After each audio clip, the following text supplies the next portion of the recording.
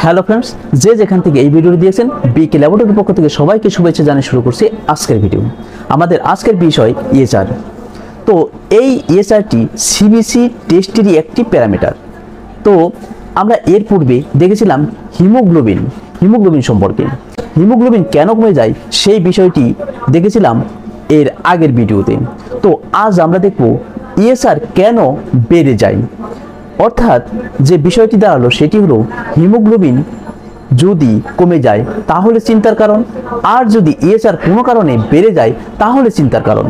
অর্থাৎ আমরা যদি সিবিসি টেস্ট করি তাহলে এই প্যারামিটার দুটোর যে সমস্যাগুলো, আমার এই ভিডিওটি যদি আপনারা ভালোভাবে দেখেন তাহলে স্পষ্টভাবে খুব সহজভাবে বুঝতে পারবেন যে সমস্যা হলে কি পরিবর্তনগুলো ঘটে এই প্যারামিটার দুটোর।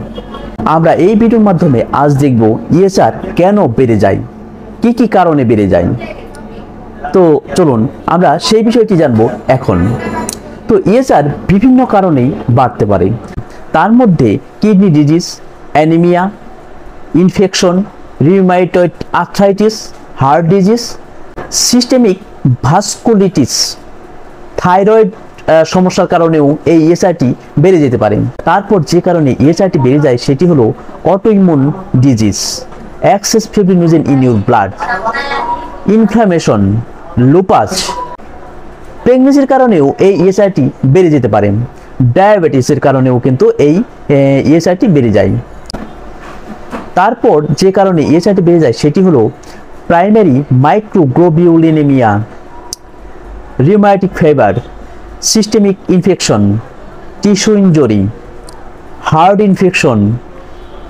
আরও যে সব কারণে এই ইএচআরটি বাড়ে সেটি হলো ব্লাডের যে কোনো সমস্যার কারণে এই ইএচআরটি বেড়ে যেতে পারে। সর্বোপরি যে কারণে এই ইএচআরটি বেড়ে যায় সেটি হলো ক্যান্সার। এই ক্যান্সারের কারণেও কিন্তু এই ইএচআরটি বেড়ে যায়। তো ফ্রেন্ডস, আমরা পরবর্তী ভিডিওগুলোতে জানবো যে সিবিসির আরও যেসব প্যারামিটার আছে সেই সব প্যারামিটার সম্পর্কে। আমার এই চ্যানেলটিকে সাবস্ক্রাইব করে সাথেই থাকুন। তো আজ এ পর্যন্তই। ভালো থাকবেন, সুস্থ থাকবেন সবাই। পরবর্তী ভিডিও দেওয়া পর্যন্ত।